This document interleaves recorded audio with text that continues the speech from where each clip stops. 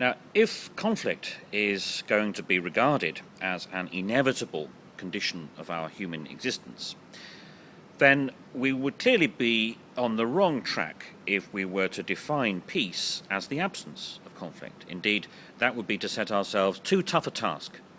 It would be too ambitious to declare or to require that peace would entail the absence of conflict, because you could never get rid of conflict, so you could never have peace.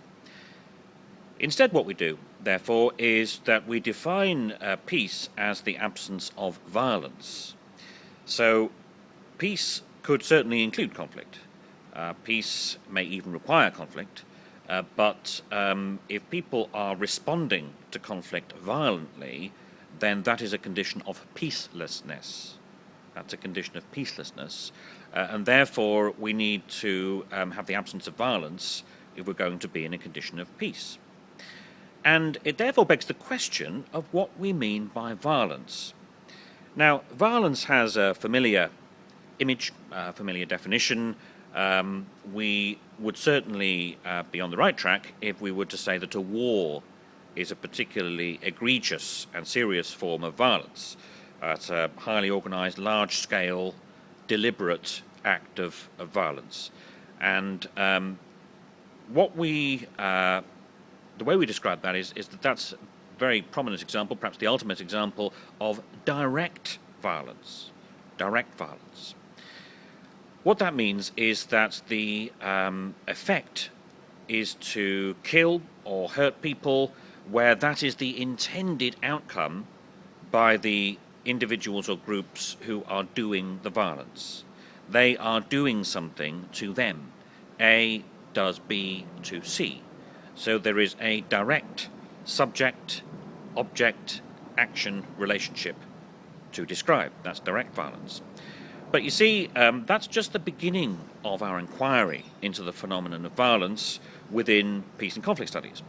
And what we do to take it further is that we split the concept of violence into two component parts: the effect it brings about and the form it takes.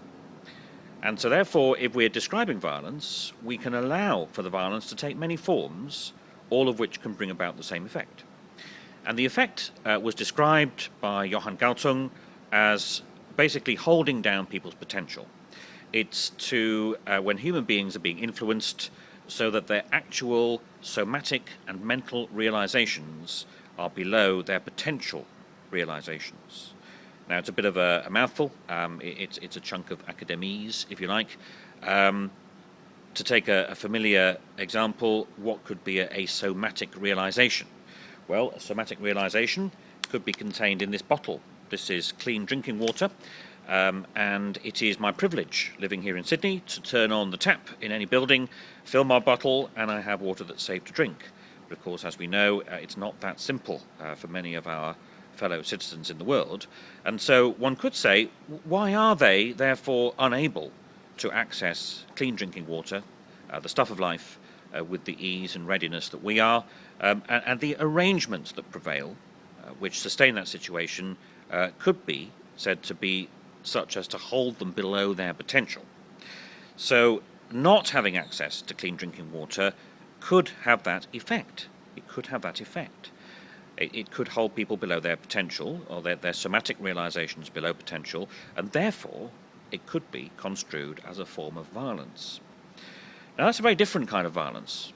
There is no identifiable person or set of people over on one side, doing something, firing their weapons, anything like that, that is bringing about that effect.